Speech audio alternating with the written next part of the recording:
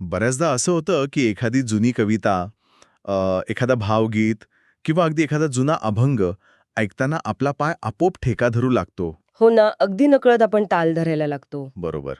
किंवा बोटं आपोआप एखाद्या तालावर वाजू लागतात. आपण सहसा असा विचार करतो की हे फक्त त्या शब्दांमधील भावनांमुळे होतंय किंवा त्यामागच्या संगीताची ती जादू आहे. पण तसं नसतं. अगदी.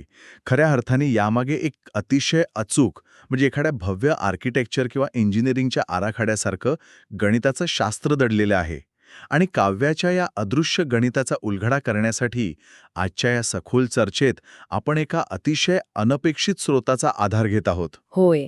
आणि तो स्रोत म्हणजे महाराष्ट्र राज्याच्या MPSC, TET आणि शिष्यवृत्ती परीक्षांसाठी वापरली जाणारी अत्यंत सखोल अभ्यास सामग्री. आता बघा, कुणीही व्याकरण किंवा वृत्त हे शब्द ऐकले की कदाचित त्यांना शाळेतले ते कंटाळवाणे पाठांतराचे दिवस आठवतील. नक्कीच. बहुतेकांना व्याकरण म्हणजे फक्त नियम वाटतात. हो, पण आज आपलं उद्दिष्ट हे पाठांतर करणं अजिबात नाहीये. एखादी कविता वाचताना जी लय जाणवते ना, त्यामागे दडलेला हा कोड किंवा अल्गोरिदम कसा काम करतो हे पाहणं खरोखरच कुतूहल जागृत करणार आहे. म्हणजे वृत्ते म्हणजे फक्त नियम नाहीत. नाहीच, ते भाषेचं एक काय म्हणूया आपण एक क्रिप्टोग्राफिक शास्त्र आहे. अगदी बरोबर. आणि मी सांगते, या सर्व अभ्यास सामग्रीमध्ये वृत्त या शब्दाची जी मूळ व्याख्या दिली आहे ना, तिथूनच खऱ्या अर्थाने या कोडची सुरुवात होते. अच्छा, म्हणजे ती व्याख्याच बेस आहे. हो, वृत्त म्हणजे शब्दांची केवळ यादृच्छिक किंवा रँडम जुळवाजुळव अजिबात नाही. या नोट्समध्ये अतिशय स्पष्टपणे सांगितलं आहे की जेव्हा अक्षरे आणि मात्रा यांचा एक गट आणि लय व ताल यांचा दुसरा गट एकत्र येतो, तेव्हा त्यातून काव्याला एक विलक्षण गेयता, म्हणजेच ज्याला आपण म्युझिकॅलिटी म्हणतो, ती प्राप्त होते. काव्यातील अक्षरांची व मात्रांची ही जी अतिशय विशिष्ट आणि मोजून मापून केलेली रचना असते ना, तिलाच आपण वृत्त म्हणतो. म्हणजे कोणत्याही कवीला जर आपली कविता काळजाला भिडवायची असेल तर त्याला आधी या गणिताच्या चौकटीत आपले शब्द बसवावे लागतात. अगदी तसंच. पण मला एक प्रश्न पडलाय, हे गणित सुरू कुठून होतं? म्हणजे या संपूर्ण इमारतीचा सर्वात लहान घटक कोणता आहे? इथे या नोट्समध्ये मी वाचलं लघु आणि गुरु अक्षरांचा काहीतरी उल्लेख आहे. हे नक्की काय प्रकरण आहे? आता हे बघा, कोणत्याही इमारतीची सुरुवात जशी एका साध्या विटेपासून होते, तशीच काव्याची सुरुवात एका अक्षरापासून होते. आणि प्रत्येक अक्षराला एक विशिष्ट वजन किंवा मूल्य दिलेलं असतं. वजन? म्हणजे अक्षरांनाही वजन असतं? होय ना, हे वजन मोजण्याचं एक अतिशय तर्कशुद्ध आणि जैविक शास्त्र आहे. जसं की लघु अक्षर. आता लघु अक्षर म्हणजे काय, तर ज्याचा उच्चार करण्यासाठी अतिशय अल्प वेळ लागतो. म्हणजे अगदी पटकन बोलले जाणारे शब्द? बरोबर. म्हणजेच ह्रस्व उच्चार. उदाहरणार्थ अ, ई, उ, रू, लृ. हे जे स्वर आहेत ना, ते उच्चारताना आपल्या स्वरयंत्राला फार कष्ट घ्यावे लागत नाहीत. म्हणजे ते अगदी सहज एका झटक्यात उच्चारले जातात. होय. आणि म्हणूनच याची खूण म्हणून एक अर्धचंद्र वापरला जातो. आणि याचं वेतन किंवा वजन फक्त एक मात्रा धरलं जातं. अच्छा, अर्धचंद्र आणि एक मात्रा. आणि गुरु अक्षरांचं काय? याच्या अगदी उलट गुरु अक्षर असतं, ज्या स्वरांचा उच्चार करायला दीर्घ वेळ लागतो, जसे आ, ई, उ, ए, ऐ, ओ, औ. त्यांना आपण गुरुस्वर म्हणतो. हां, म्हणजे उच्चार लांबतो तिथे. अगदी. याची खूण दर्शवण्यासाठी एका आडव्या रेषेचा म्हणजे डॅशचा वापर केला जातो आणि याचं वजन 2 मात्रा मोजलं जातं. 2 मात्रा? समजलं. थोडक्यात सांगायचं तर, एखाद्या अक्षराचा उच्चार करण्यासाठी आपल्या फुफ्फुसांना आणि घशाला जो वेळ लागतो ना, तोच वेळ त्या अक्षराच्या वजनाचा मुख्य आधार असतो. बरं, मला इथे एक गोष्ट समजून घ्यायची आहे. आता अ आणि आ मधील फरक समजायला अगदी सोपा आहे. आला जास्त वेळ लागतो. पण समजा एखादं अक्षर दिसायला छोटं किंवा लघु असेल, जसे की अ, पण त्यावर एक छोटासा अनुस्वार असेल, जसे तर त्याचं वजन वाढतं का? कारण दिसायला तर तो फक्त एक छोटासा ठिपका आहे. हा खूपच छान प्रश्न आहे. म्हणजे मला हे एखाद्या लहानशा कार्डबोर्डच्या बॉक्ससारखं वाटतं. बॉक्स दिसायला अगदी लहान आहे, पण समजा त्यामध्ये आपण जड लोखंडाचे तुकडे भरले आहेत, त्यामुळे तो बॉक्स दिसायला लहान असला तरी वजनाने भारी असतो. अरे वा. तसंच काहीसं या अनुस्वाराच्या बाबतीत होतं का? हे कार्डबोर्ड आणि लोखंडाचं उदाहरण खरोखरच अतिशय समर्पक आहे. आणि तुम्ही जो प्रश्न विचारलात ना, त्याचं उत्तर भाषेच्या आणि मानवी शरीराच्या विज्ञानात दडलं आहे. शरीराच्या विज्ञानात? ते कसं? मी स्पष्ट करते. त्या कार्डबोर्डच्या बॉक्समध्ये भरलेलं लोखंड म्हणजे दुसरं तिसरं काही नसून आपल्या घशाला आणि स्वरयंत्राला उच्चार करण्यासाठी लागणारा अतिरिक्त जोर आहे. अच्छा. जेव्हा आपण नुसता म्हणतो तेव्हा हवा सहज बाहेर पडते. पण जेव्हा आपण असा अनुस्वार उच्चारतो किंवा असा विसर्ग उच्चारतो, तेव्हा नाकातून किंवा घशातून हवा बाहेर फेकण्यासाठी आपल्याला जाणीवपूर्वक अतिरिक्त स्नायूंचा वापर करावा लागतो. बापरे, म्हणजे तो केवळ एक ठिपका नसून तो उच्चाराचा एक भौतिक ताण आहे. अगदी तसंच. आणि म्हणूनच या अभ्यास सामग्रीत दिलेल्या मात्रा मोजणीच्या फ्लोचार्टचा नियम स्पष्ट सांगतो की दीर्घ उच्चार असलेले लघुस्वरही प्रयोगात गुरु धरले जातात आणि त्यांची 2 मात्रा मोजली जाते. ओके, म्हणजे अनुस्वार आला की लघु अक्षरही गुरु बनतं. हो, आपण एक उदाहरण घेऊया. काना हा शब्द पहा. का हे गुरु अक्षर आहे, त्याच्या 2 मात्रा. आणि ना हे सुद्धा गुरु आहे, त्याच्याही 2 मात्रा. म्हणजे काना या शब्दाच्या एकूण 2 अधिक 2 बरोबर 4 मात्रा होतात. अगदी सरळ गणित आहे. पण आता अंतर हा शब्द पहा. थांबा, मला प्रयत्न करू द्या. अंतरमध्ये हे मुळात लघु अक्षर आहे. त्याची 1 मात्रा असायला हवी. पण आता आपण पाहिलं की त्यावर अनुस्वार असल्यामुळे तिथे तो उच्चाराचा ताण आला आहे. बरोबर. म्हणजे त्यात ते लोखंड भरलं आहे. तर च्या 2 मात्रा होतील. पुढे त आणि र हे दोन्ही लघु आहेत. त्यांची प्रत्येकी 1 मात्रा. म्हणजे 2 तर 1 आणि र 1 एकूण 4 मात्रा. एकदम अचूक. दिसायला अंतर हा 3 अक्षरी शब्द आहे आणि काना हा 2 अक्षरी शब्द आहे. पण काव्याच्या तराजूत जेव्हा आपण हे दोन्ही शब्द ठेवतो तेव्हा दोघांचेही वजन बरोबर 4 मात्रा इतकेच भरते. हे खरोखरच एखाद्या सुंदर समीकरणासारखं आहे. पण आता अक्षरांचे हे वजन कसे मोजायचे हे आपल्याला समजले. होय. पण या विटा नुसत्या एकावर एक रचून इमारत उभी राहत नाही ना. या विटांचे विशिष्ट गट कसे बनवले जातात हे पाहणे महत्वाचे. कारण एखादी कविता म्हणजे नुसती शब्दांची रांग नसते. नक्कीच. आणि इथेच या व्याकरणरूपी इंजिनिअरिंगचा पुढचा टप्पा सुरू होतो. या अक्षरांच्या गटांच्या बांधणीलाच व्याकरणाच्या भाषेत गण असे म्हणतात. गण? अच्छा. हो, गण म्हणजे लघु आणि गुरु अक्षरांचे ठराविक समूह. आणि इथे एक अतिशय कडक नियम आहे. प्रत्येक गणात बरोबर 3 अक्षरे असतात. ना कमी ना जास्त. 3 अक्षरे. मला हे अगदी लेगो ब्लॉक्स सारखं वाटतंय. लेगो ब्लॉक्स, हो ना? जसं लेगोच्या एका तुकड्यावर 3 ठिपके असतात आणि ते एकमेकात अचूक बसवून आपण कोणतीही भव्य रचना बनवू शकतो, तसंच हे काव्याच्या गणांच्या बाबतीत आहे. पण या सर्व नोट्स वाचताना मला एका ठिकाणी अक्षरशः घाम फुटला होता. असं काय वाचलं तिथे? तिथे एक मास्टर कोड दिलेला आहे. यमा ताराज भानस लगा. हा, तो प्रसिद्ध नियम. पहिल्यांदा हा शब्द पाहिल्यावर मला वाटलं की हा काय प्रकार आहे? हे तर एखाद्या परग्रहावरच्या भाषेसारखं दिसतंय. होय, अनेक विद्यार्थ्यांना सुरुवातीला हे एखाद्या भयानक स्पेलिंगसारखं वाटतं.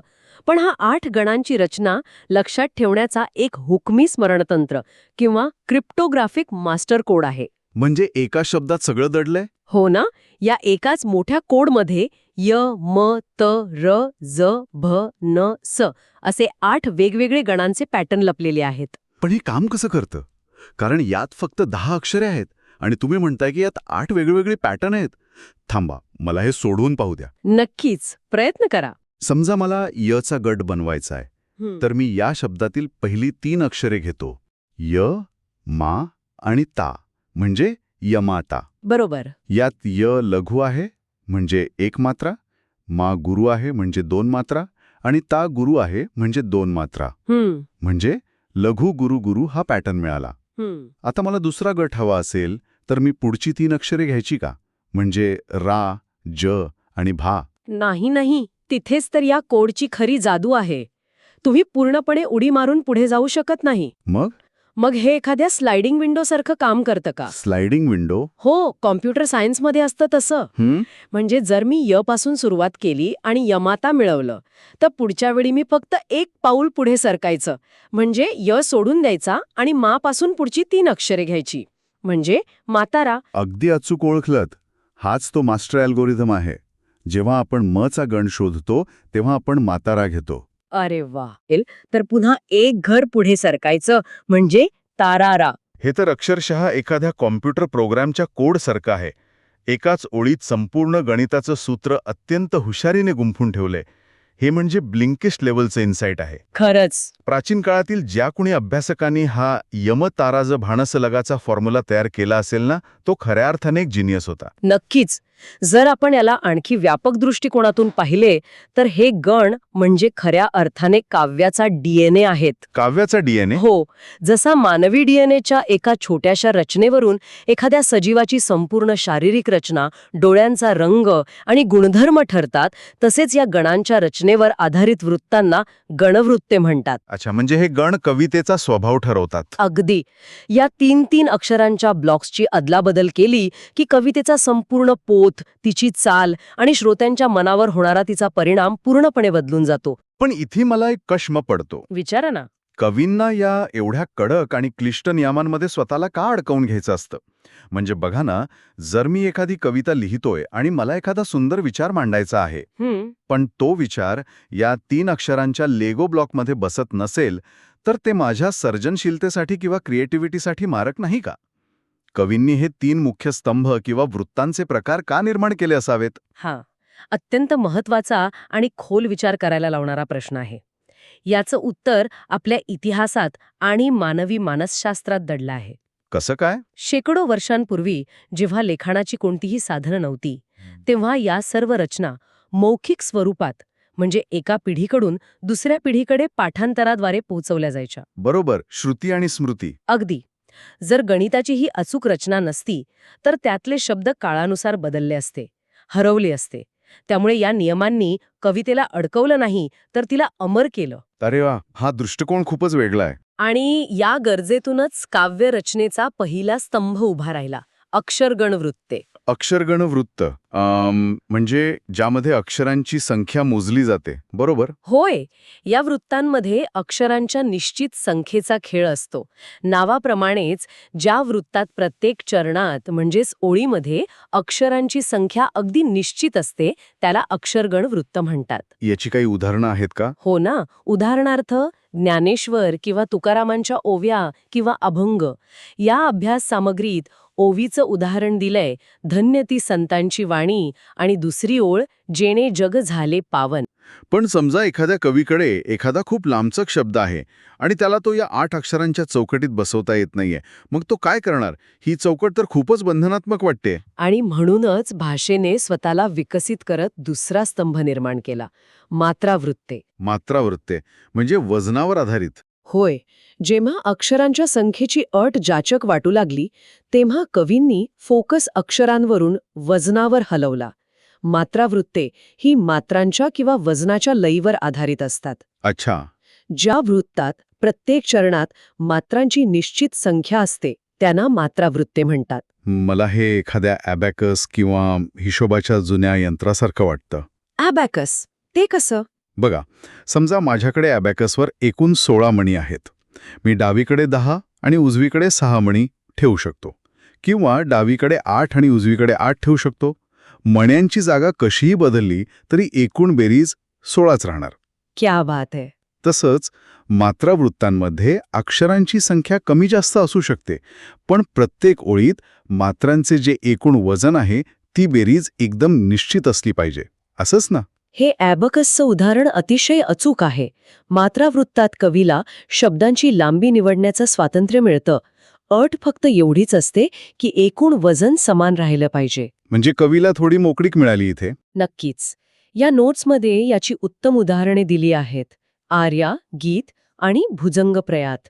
यातल्या प्रत्येक ओळीत मात्रांची संख्या निश्चित असते, पण अक्षरे कमी जास्त असू शकतात. त्यामुळे कवीला अधिक स्वातंत्र्य मिळतं. हे खूपच लॉजिकल आहे. आता आपण पहिल्या स्तंभात अक्षरांची संख्या पाहिली, दुसऱ्या स्तंभात अक्षरांचे वजन पाहिले. मग हा तिसरा स्तंभ कोणता आहे ज्याची या नोट्समध्ये सर्वात जास्त चर्चा केली आहे?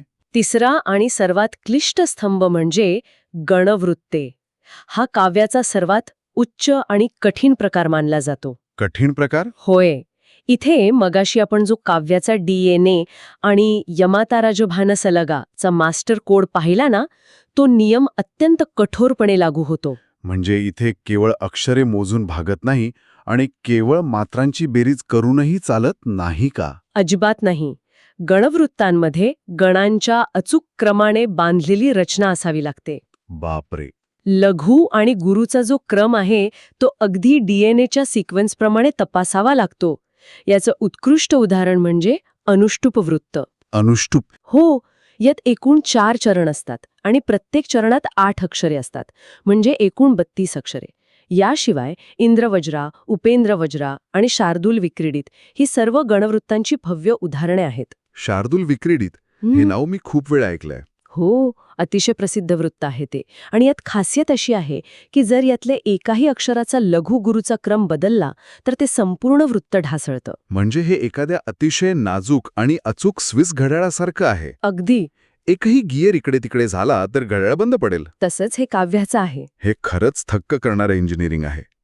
पण हे सगळं ऐकायला खूप भव्य आणि तात्विक वाटत असलं तरी प्रत्यक्ष जमिनीवर जेव्हा एखादा विद्यार्थी टीईटी किंवा एमपीएससीच्या परीक्षेला बसतो आणि त्याच्यासमोर एखादी अनोळखी ओळ येते तेव्हा या सैद्धांतिक ज्ञानाचा वापर कसा करायचा, हे एवढं मोठं गणित वेळेत कसं सोडवायचं, यासाठी या मार्गदर्शिकेत वृत्ताचे पृथक्करण कसे करायचे याची एक अतिशय सोपी आणि हॅक देणारी पद्धत दिलेली आहे. एक हॅक आहे. होय. परीक्षेत उत्तर काढण्यासाठी या प्रात्यक्षिकात 4 टियर किंवा स्तर दाखवले आहेत. समजा परीक्षेला एक ओळ आली, म न स ज जनाभ ख्ती पंथे जावे. आता पहिल्यांदा पाहताना ही फक्त एक शब्दांची रांग वाटते. यातून तो डीएनए कसा शोधायचा? यासाठी आपण मगाशी शिकलेला नियम वापरतो. पहिल्या स्तरावर आपण ती सर्व अक्षरे सुटी करून लिहितो. बरं. आता इथे खूप महत्वाची मेख आहे. यात सज्जना या शब्दात ज ज हे जोडाक्षर आले आहे. जेव्हा आपण सज्जना उच्चारतो तेव्हा आपल्या जिभेचा आणि टाळूचा कसा वापर होतो ते पहा.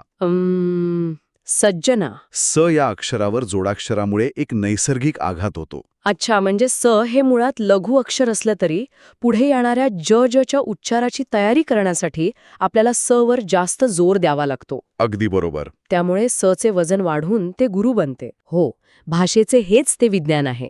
त्यामुळे दुसऱ्या स्तरावर जेव्हा आपण खुणा देतो तेव्हा म ला अर्धचंद्र म्हणजे लघु, ना ला आडवी रेष म्हणजे गुरु आणि स ला सुद्धा आडवी रेष म्हणजे गुरु अशी खूण देतो.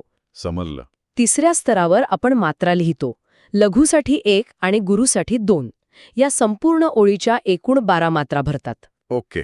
आणि सर्वात शेवटच्या 4थ्या स्तरावर आपण 3-3 अक्षरांचे गट पाडतो आणि आपला तो यमतारास भानस लगाचा स्लायडिंग विंडो मास्टर कोड वापरून तो कोणता गण आहे हे ओळखतो. जसे या ओळीत जग, सग, मग असे गट पडतात. हे तर खरोखरच एखाद्या गुप्त हेऱ्याने एखादा कूट प्रश्न किंवा एन्क्रिप्टेड कोड सोडवल्यासारखा आहे. हो ना.